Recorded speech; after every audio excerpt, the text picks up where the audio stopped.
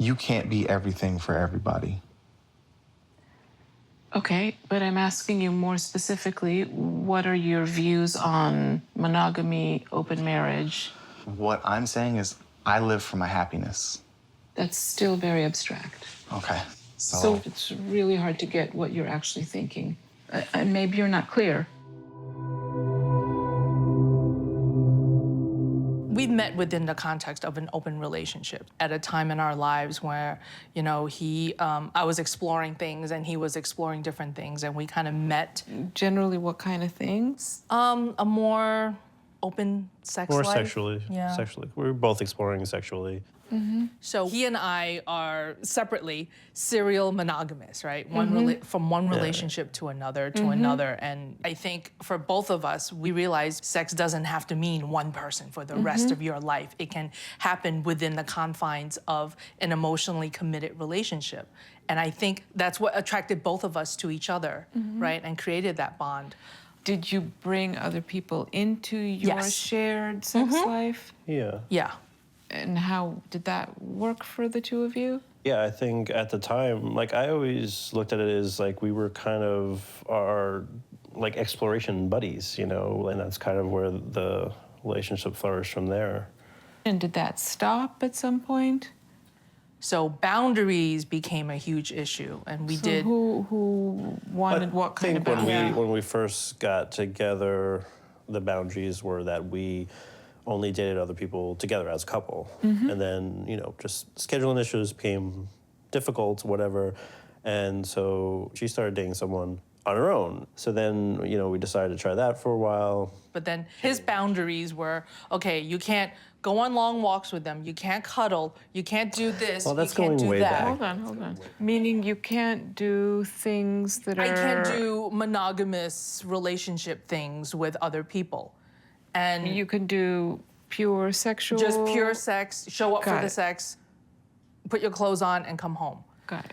And for me, that's not sexy to me. I don't operate, you know, like that. So he had a problem with how I was going to be intimate with someone else. But then when we were looking for other people to date, he was having a hard time because most guys will respond to me. But for guys, it's much more difficult. So sometimes I would help him write the notes to the prospects, right? And it worked. But I think when he started seeing other people, there was that switch that flipped, and all of a sudden, oh, I can do this with them. Oh, I can do that with them. Oh, that's okay. This is okay. So it's a free-for-all now. So he would disappear for 3 to 4 hours, not check in, no text, nothing. And I think at that time, it wasn't so much I was jealous. It was just, hello, we're in a relationship where we have other people. So you need to be more mindful of who your primary is. This is someone who told me I can't do X, Y, and Z, and all of a sudden, he's out doing X, Y, and Z. You were upset. Yeah, the deeper issue is really, Feeling left out. I feel fucking left out, and that's not what this relationship is about. That's not what... You're smiling because the irony is, like, she's saying she feels left out. It's always people trying to include her, like... I love how you don't take any accountability for how you make me feel. It's not about them, okay? What would you want Will to say? What would be a way that he could convey to you that he is taking some responsibility? What would it sound like? I guess I would love it if he says, you know what? You're more important to me than all these other people. Is there a way that you can communicate to her that she is important, that she's actually the most important? I feel like anytime I tell her how I feel about her, she just says, no, you don't. That's not how you feel, or... So part of you feels defeated. Yeah. I try to reassure her with words. She either calls it bullshit or says, no, you don't, you know. I you know, try to show her with small actions and things, and she says, that's not enough, or that's not good enough, or... This is what causes me probably the most stress and anxiety in the relationship, is just trying to always figure out how to make her happy and always failing at that. Yeah. And yeah, I feel like I've racked my brain endlessly and have lost countless hours of sleep over it, and just trying to think of things to do and always coming up short. What are you hearing, Ping? Honestly, just a whole lot of whining. Shit, yeah. I think that's why I hear a lot too. Yeah. Because, you know, he makes it seem like I'm this shrew running around. Pay attention to me, pay attention to me. I need this, I need that. And I don't. I don't think I Wait, said that. I'm a little concerned about what's happening right now. Are you thinking for a second about what Will is saying to you, about his experience? Yes. And your response to that is a whole lot of Whining. whining. It's hard to know what to do in my seat with that response. Because if I can't rely on the two of you having some concern for each other, I don't know what we're doing here. But this growing resentment that I have for him it's not from any one incident. It's from all of these incidents where I see him choosing himself, choosing his needs, putting someone else's needs in front of mine. So, you know what? Fuck you. All I hear is whining. I don't fucking care. I am the person that he can come home to, he can get comfortable, sit around and fart and be himself. But he won't do that with other people. You know, he puts on his best self for other people, not for me.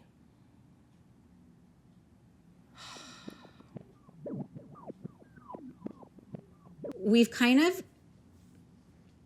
done everything to each other or experienced everything in a marriage or a relationship that you could to try and break it up. And we are still here. Okay. I feel like we're at a place where we're kind of done doing all of those things. But all of those things you're Like all the things we could do to somehow test. test. Yes, that's the perfect word, to test. So we're here, but we did all that testing. So there's a lot of like scar tissue. so much scar tissue. Yeah. I mean, we can. Yeah. Do you want to jump No, in, I'm just Josh? feeling so nervous. I just feel a little Nervous sitting here? Yeah. But maybe say more specifically nervous about... I think you're afraid of me, A. And B, I think what you were just about to say. I think I'm afraid of... I think I get scared by what the truth might B. be and cause to happen. You know, like like the Consequences. the consequence. How do you mean that? Both of us have had infidelities, and I think there's a lot of like anger still. Yeah. Say more about that. I think I'm waiting for Josh to openly discuss the pain, whatever emotions he has around it for himself. I think I have felt like, okay, well, now that stuff is in our past, so we're not supposed to talk about it anymore. And so I think that's... Because... you know, honestly, I think it's my worry about getting her upset. I don't like that answer. I don't know. So there's like a cover-up operation going on. Oh, yeah. I don't know. Oh, yeah, then I'm like, well, yeah, I want to say the thing that's going to make her feel better. Right. Is it the truth? I don't know if it's the truth. Maybe Right, it it is. becomes then But it's- difficult but to if know that- what's if going it's going to on, make yeah. her feel better, then maybe I should just say that thing. No, I don't want to do this Right. anymore. Right. I don't want to make him feel like he's being masked or Right. like he can't speak his truth. Right. I would like to know finally how angry he is. But there's also a part of me that worries if he actually allows himself to say what he really thinks, that it might be something that would make him actually really look and realize that he doesn't want to be married to me.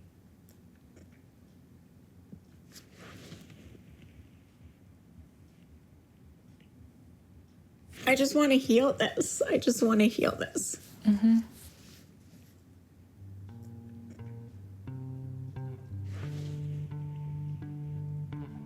We got married really young. Mm-hmm. I was 21 and she was 18. Mm-hmm.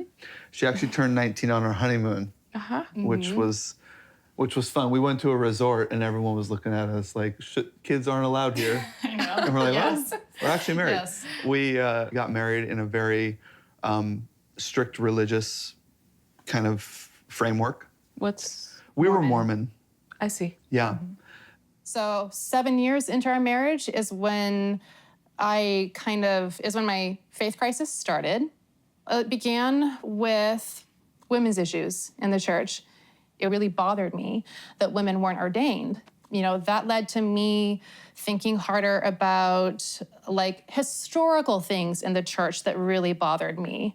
You know, polygamy being one of them, and the overt sexism of that. And then after I left college, I was slowly coming into political consciousness for like the first time ever. Gradually, it was a house of cards. How were the two of you talking at the time about all of this?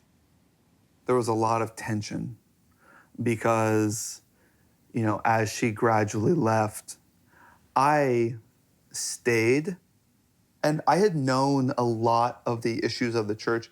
I had known them for a long time, and I had just kind of like rationalized them away. Mm-hmm.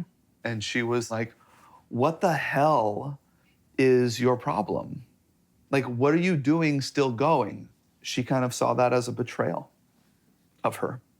In what way? I think the church hurt her in a lot of ways. An analogy is like somebody that, you know, does something terrible to her. Mm-hmm. How do I still go have lunch with that person every Sunday? Mm-hmm. Like, why would you do that for 5 years? But what's your answer? My answer is that I couldn't leave the church for her. I couldn't. Like, it was like, no, like, I need to do this for me.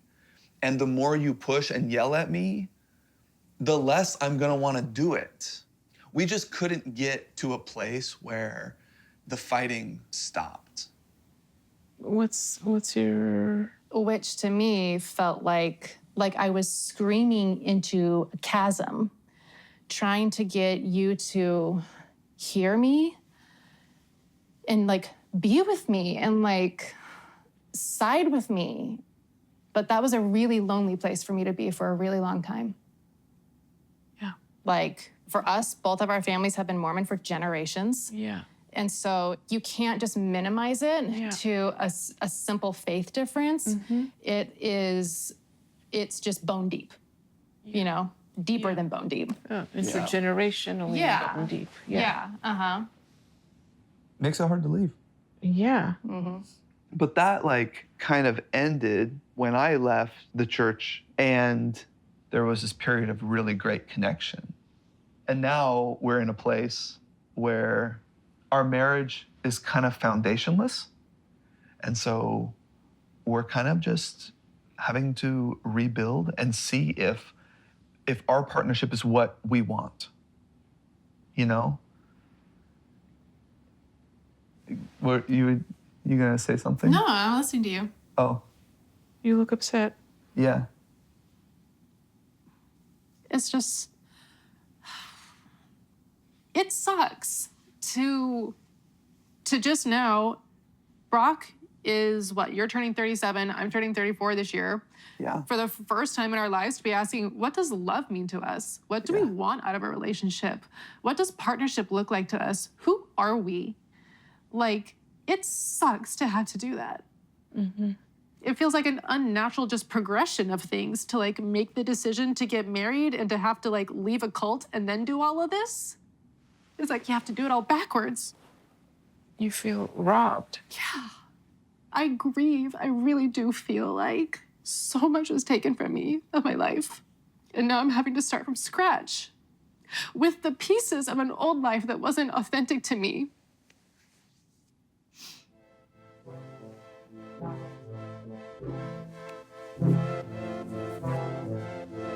My marriage, my life, my family, I'm probably like 80-20.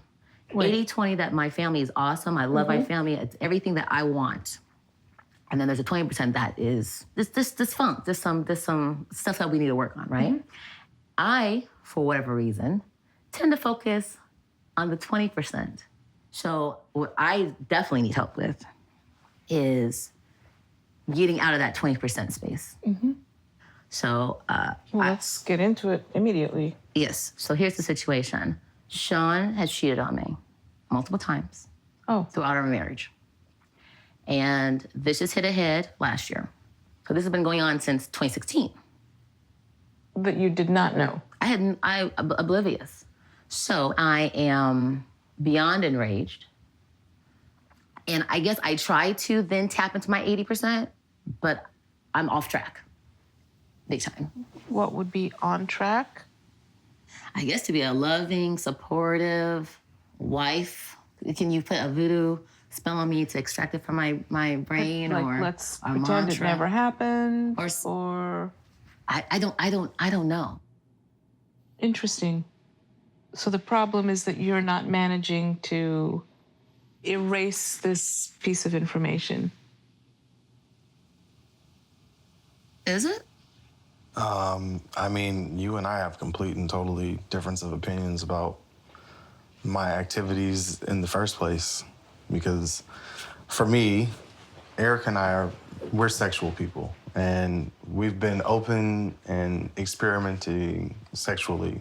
Meaning you have an open marriage? We don't have an open marriage. We've had plenty of conversations that would lead me to believe that, what I did it was kind of no harm, no foul. I was in Colombia. I was telling her how much I missed her and how much I desired her physically. Her response was, I thought you would have taken care of that already. Because we're in a country where you could go right down the street and find somebody for $40 to... But he took it as that versus masturbation. You hired a woman to be in the home. Like, for a Erica, certain we're not talking situation. about that. We're just but- not, because it's like you're trying to portray this in some situation where it's So setting you're out not. to... You don't want Erica to talk about something? If she wants to talk about her feelings, by all means. But we're like, what are we talking about, particulars? No. Why not? What's the problem with letting it unfold here so I can understand what the two of you are struggling with? Every time we get into an argument, the catalyst is her wanting to talk about it some more. And after 2.5 months of her making accusations of me cheating and cheating and cheating and cheating and cheating, and me responding, I'm not cheating on you, I'm not having an affair on you, there is nobody else. He made me feel like I was crazy. So then she Am I said, feeling? I feel like you're gaslighting me. And then she asked me the appropriate question, have you ever stepped out on me? And I said, yes. But there's nobody that I've been involved with in New York City or anything like that. It was literally in other countries or other I'm states. sorry, I'm not understanding. For my activities, I was in different states or different countries. I was being selfish, I was doing me, and did what I did. And then, that's it. That's all I get. And it's done. There's not more to it. Well, I guess I have to ask how the two of you think of monogamy, loyalty. What is your actual belief? Mine is very simple. I do not care what Erica does when I'm not around. What I don't know will not piss me off. So your mentality is I've been cheated on. is that even cheating? You're saying you want an open marriage as long as it's don't ask, I've been don't cheated tell? on, but what I'm saying is that you can't be everything for everybody. Okay, but I'm asking you more specifically, what are your views on monogamy, open marriage? What I'm saying is I live for my happiness. That's still very abstract. Okay. So it's really hard to get what you're actually thinking. And maybe you're not clear. My views are that people who are in my life are in my life because they make me happy. I'm sorry, as far as- Sean, let's I'm so confused. just question. I think Do you monogamy know is a that you're farce. being, you think what? I think monogamy is a farce. I think it's something that too many people try so to say that. use as a control mechanism over their partner. I think if you love your partner, you want them to be happy. And I want you to be I'll answer. happy. I'll answer the monogamy Yeah, question. what are So, your, I grew up in the Midwest. Monogamy's always been what should be applied. But I've always historically been turned on by so many different people. Why would I want to pigeonhole myself with one person when I can have the plethora? Now, I did meet Sean, and I met a man that I said, you know what? He's intimate and sexy. He's very open and willing to do experimental stuff, and it's about the box. I want all this to myself. So monogamy to me is, yes, I want Sean. Now, we have had threesomes before with different women, but those encounters have been discussed and agreed upon. So what would you be comfortable with? As far as like him stepping out on his own, I wouldn't. Okay. It just makes me very furious. You were that angry and that controlling before. So what different? Like, But Erica is saying she did not sign up for non-monogamy. She's angry, upset, betrayed by what you've done. What's your reaction? It seems like your reaction is, my reaction isn't my reaction is that's what you're conveying. You sound utterly dismissive. Utterly. I'm saying that these behaviors that she's assigning blame existed long before she had any knowledge of my activities. We just recently had a little baby boy, and our emotional and physical intimacy for a while has taken a tank. And I think that pretty much sums it up on my part. So what happened with your intimacy? Sexually? Like Doesn't what? exist. And have the two of you talked about it and tried to problem solve around it, or? Not until very recently, where we've literally, through the recommendation of both of our individual therapists, scheduled sex. Right. We did it, right? We tried. We went on a date. We didn't do it on the date time. Just why not on the day of the date? We were like, Not we. okay, Don't include me in that, yeah. we had a babysitter, and then we got home, and then we were tired. Like, it was our first time. I wasn't tired. I was. Okay. Yeah. I was. Okay. Sorry. So. But you're saying soon after? And then we did do it, like, a few days later. It was awkward, like you said. That was the exact word you used. I don't remember calling the sex awkward. I don't remember saying that. Maybe that wasn't the adjective But you used. what's your understanding of what's going on there? So I went through this period where I refused to even try anymore.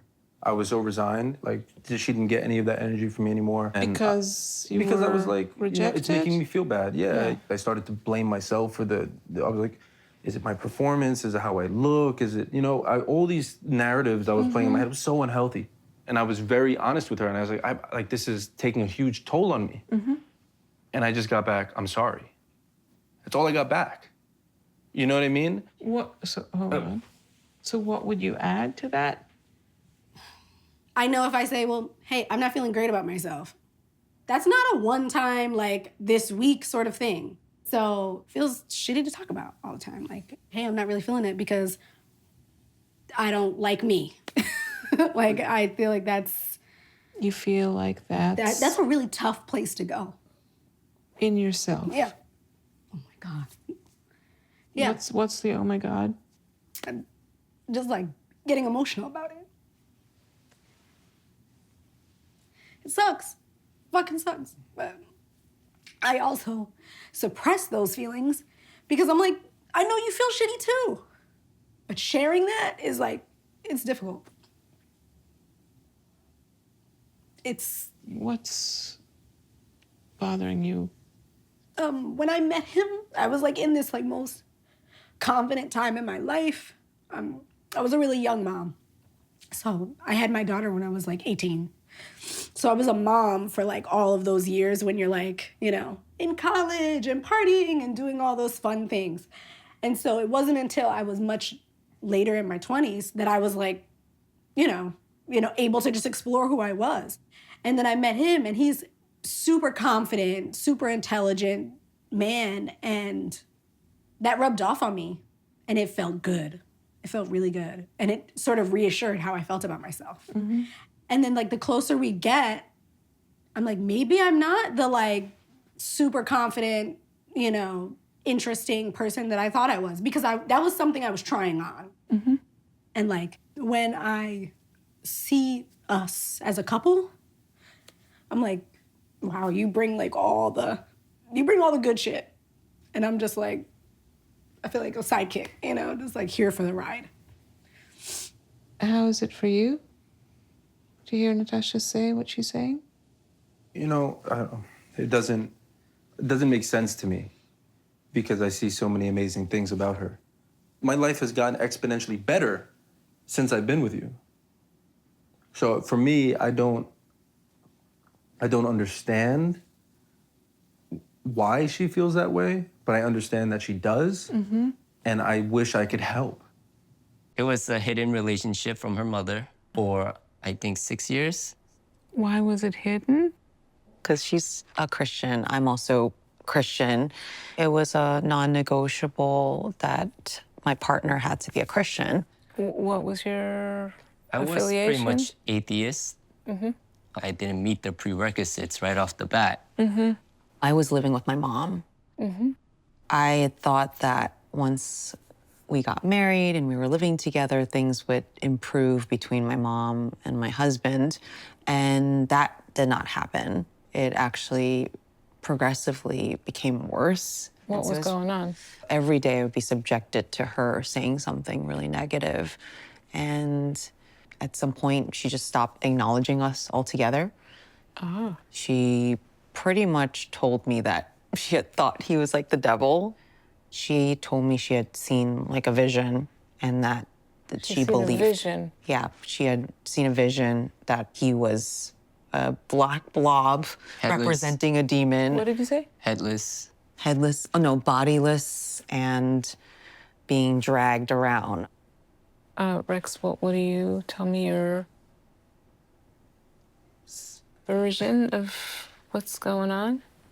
We just try to conclude that it was because Joey was just living with her mom for over 30 years, and I'm just a new man in the house, and she's just not comfortable with that. But I didn't really feel affected by her mom. How do you do that? She doesn't really attack me at all. She really just goes behind me and yells everything at Joey in Korean. I didn't know what to do, honestly. I had very complicated emotions of, could she be right? Maybe I am making the biggest mistake of my life, or maybe I have to sever my relationship with my mom to protect my marriage. And that's kind of what we did. In December, I've actively looked for places for her, and I found an apartment for her. And now it's been 4 months since we've been living apart. Not talking.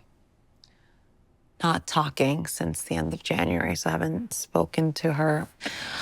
But I was so broken, like I'm so heartbroken that this is our situation. And that's when I knew, like, I'm not okay. Like, I'm still working through this. Like, 4 months is not enough time to detach all this codependency, deep-rooted, whatever I have with my mom. And I just don't want to accept that this is, like, my reality. But I don't know what else to do. And I also want to protect my marriage, too, because I chose this, and I don't regret it. Tell me more about what's going on between the two of you. Because she was so against him, when she said things that would make me wonder, like, why she doesn't like him, it's hard to not have some kind of doubt that crosses your mind, be like, maybe she's right, maybe I'm making the wrong choice. So there was a lot of that fear in my marriage. Stop you for a second? Absolutely. How do you feel hearing that? Again, unaffected. You feel unaffected Yes. by that? Yes. Any thoughts on that? I always want him to communicate and express more of his emotions. And But so there's one thing that has to do with communication, but Rex, you're saying you're unaffected. Joey's talking about how her mother inserts doubt into her. Right. And you're saying you're not affected by that. I'm just surprised. I always worry he's repressing things, and at the moment he thinks he's unaffected, but later on it's gonna explode in some way. And Does then- it? I know that whenever we get into arguments, it's almost like we're breaking up. So then I cave every single time. I cave. You cave, and what Like, happens? you're right, I'm sorry. It's always your way. It has to be your way. My opinions don't matter.